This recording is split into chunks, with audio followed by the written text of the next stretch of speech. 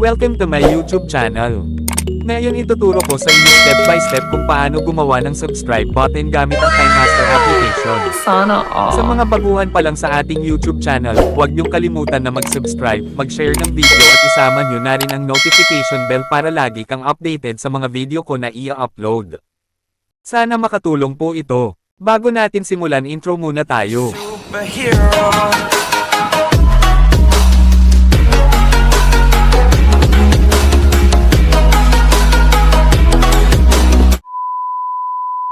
Una, ay hanapin ang KineMaster application na naka-install na sa ating device.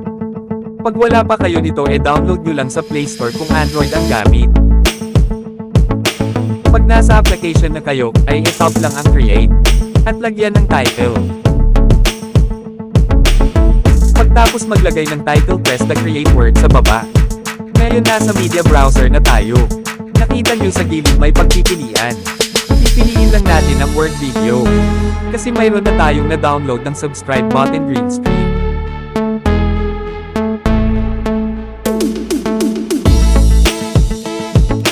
I-play muna natin kung tama ba ang napili natin.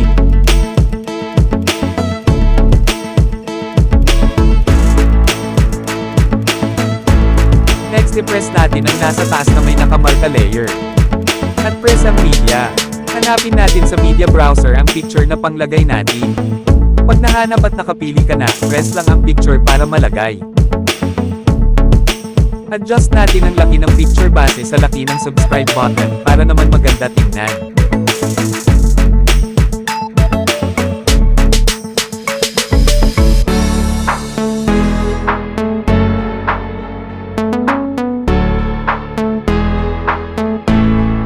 Pagkatapos i-play muna natin.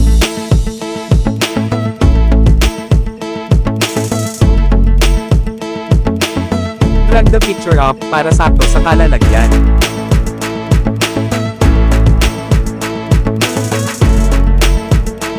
Next, tap the picture and tap the animation. Then select slide up and adjust the timing.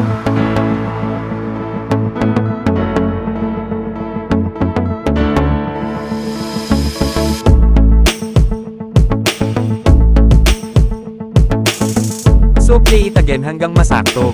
Sa palagay ninyo okay na, proceed adding text.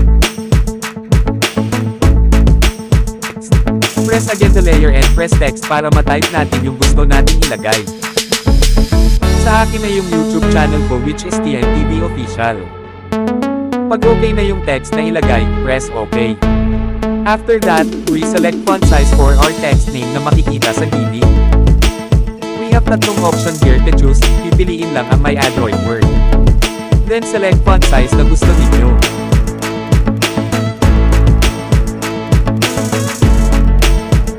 Change the color text. Me I want black para mas okay. And then adjust the size of text. Pagkatapos ma-adjust yung size, balik tayo sa steps kanina sa ginawa natin sa picture sa pag-setup.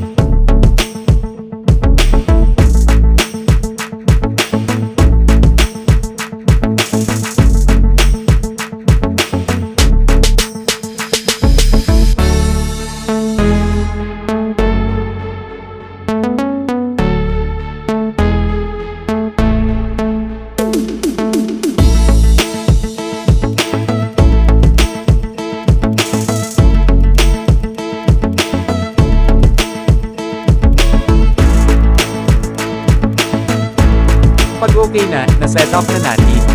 Punta tayo ulit sa layer. Tap it again and choose effects. Sa akin I have already downloaded effects, which is magnifying effects na ilagay natin sa ating subscribe button para astig tingnan.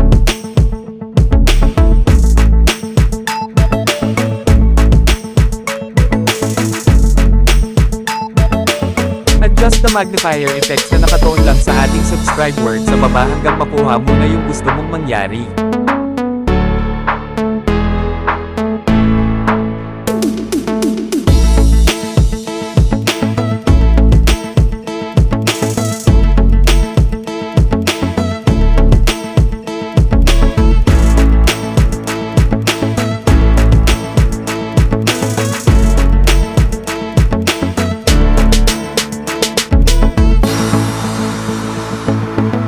For the last two steps, press picture again. Pag na-press mo na select a symbol na nasa gilid na may circle na may plus sign para makat ang animation. And you can add new animation para sa slide out ng picture. Adjust the timing. And the same to the text word. The process is the same. Just follow again the steps.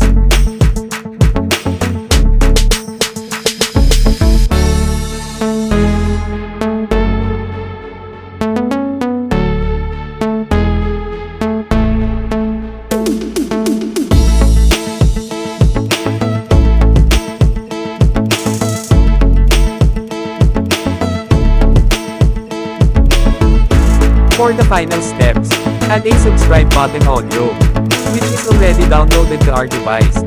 Ngayon i-add lang natin at need a timing the audio sound.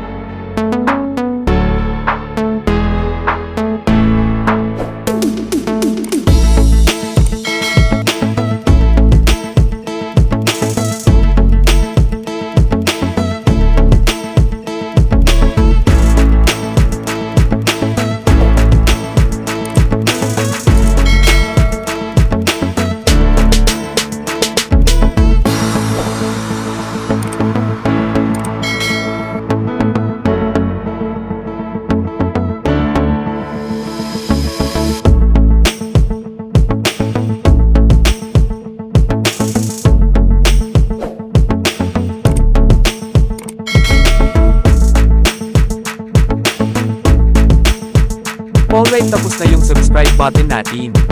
Ready to save. To test, we need to make another slide for sample para makita naman ninyo yung gawa natin.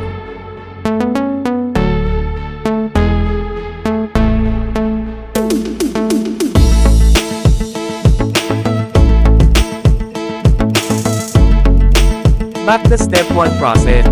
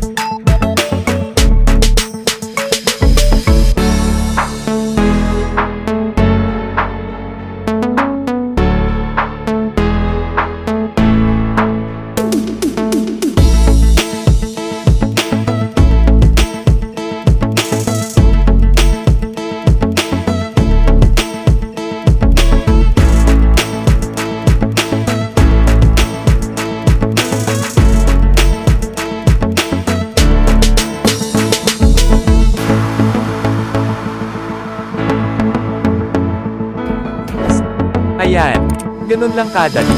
Madali lang sundan.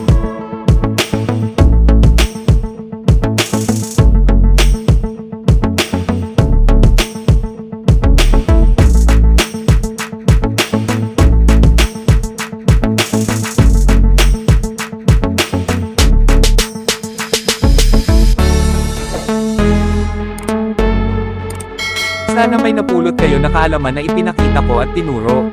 Huwag kalilimutan mag-subscribe at like and share. Hanggang dito na lang. Paalam!